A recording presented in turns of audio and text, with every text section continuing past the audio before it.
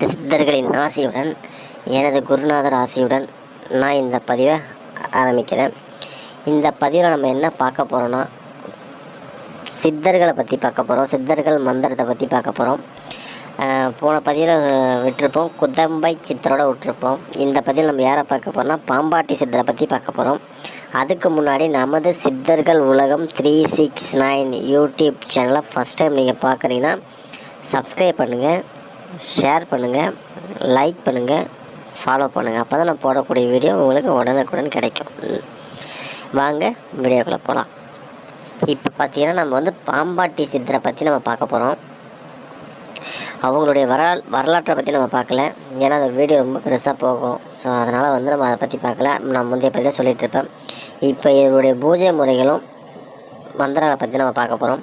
மந்திரம் ஸ்க்ரீனில் கொடுத்துட்றேன், சரிங்களா? இவருடைய பூஜை முறையை நம்ம எப்படி பண்ணணும், என்ன மாதிரி இவர் வணங்கணும் அப்படின்றத நான் சொல்லிடுறேன், சரிங்களா? சித்தர்களை நம்ம இப்போ இந்த இருக்கிற காலகட்டத்தில் யார் உண்மையான ஆன்மீகவாதி யாருன்றது தெரிஞ்சிக்கவே முடியல.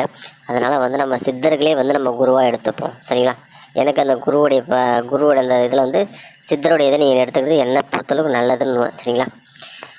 இப்போ 18 சித்தர்களையும் யாராவது ஒருத்தங்க உங்களோட நட்சத்திரத்தில் இருந்திருப்பாங்க, சரிங்களா? அவங்க நம்ம தேர்ந்தெடுத்து நம்ம ஒரு ஆன்மீகத்துறையில் வர்றதுக்கு அவங்கள குருவாக நினச்சி நீங்கள் பின்பற்றி வந்தீங்கன்னா அவர்கள் பயன்படுத்திய அனைத்து வித்தைகளும் நமக்கு தெளிவாக கூறுவார்கள். இப்போ இருக்கிற மனிதர்கள் யாருமே கூறுவார்களா என்று தெரியாது. ஆனால் அவர்கள் கண்டிப்பாக கூறுவார்கள், சரிங்களா? சரி, வாங்க வீடியோ ரொம்ப பேச போகக்கூடாது. நான் படத்துக்குள்ளே போயிடலாம். இவருக்கு பூஜை பண்ணக்கூடிய நாட்கள் பார்த்தீங்கன்னா வளர்பிறை வரக்கூடிய செவ்வாய்க்கிழமையில் தான் நீங்கள் பூஜை பண்ணணும். இவருக்கு பூஜை பண்ணக்கூடிய நாட்கள் பார்த்தீங்கன்னா 28 நாள். இந்த 28 நாட்களுக்கும் ஒரு நாளைக்கு 108 உரு வீதம் 28 நாள் கொடுக்கணும். இதுக்கு படையல் முறை பார்த்தீங்கன்னா ஒரு கிளாஸ் தண்ணி, கற்கண்டு, வெத்தலைப்பாக்கு, வாழைப்பழம் தான் இதுக்கு 28 நாளுக்கு நீங்கள் வைக்க போகிறீங்க, சரிங்களா? நீங்கள் உட்காரக்கூடிய திசை பார்த்தீங்கன்னா சூரியன் உதயக்கூடிய திசையை நோக்கி நீங்கள் உட்கார்ந்துருக்கிறோம். இதுக்கு அவருடைய ஃபோட்டோ வச்சுக்கலாம். ஃபோட்டோ இல்லாத பட்சத்தில் அவர் அந்த உருவமாக நீங்கள் நினச்சி அவர் அந்த இடத்துல இருக்கிற பாவிச்சு, உங்களுடைய குருநாதர் இங்கே தான் இருக்கார் சொல்லி நீங்கள் பாவிச்சு அந்த இடத்துல அவருக்கு தேவையான பொருட்கள், பூக்கள், இந்த மாதிரி படையல் வச்சு நீங்கள் வழிபடலாம். அதே மாதிரி அந்த படையல் நீங்கள் மட்டும் தான் சாப்பிட்ணும், வேறு யாருக்கும் கொடுக்கக்கூடாது. நல்லா புரிஞ்சுக்கிங்க.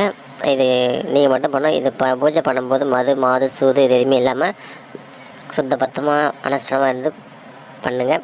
கண்டிப்பாக 28 நாள் கண்டிப்பாக உங்களுக்கு ஏதாவது ஒரு ரூபத்தில் உங்களுக்கு நான் வந்திருக்கேன்றதை அவர் வந்திருக்காருன்றதை உணர்த்துவார். நன்றி. அடுத்த பதிவில் வேறு ஒரு உபாசன தெய்வத்தை பற்றி பார்ப்போம். குருவே சரணம். நம்ம சித்தர்கள் உலகம் 369 யூடியூப் சேனலை சப்ஸ்கிரைப் பண்ணுங்கள். Thank you news.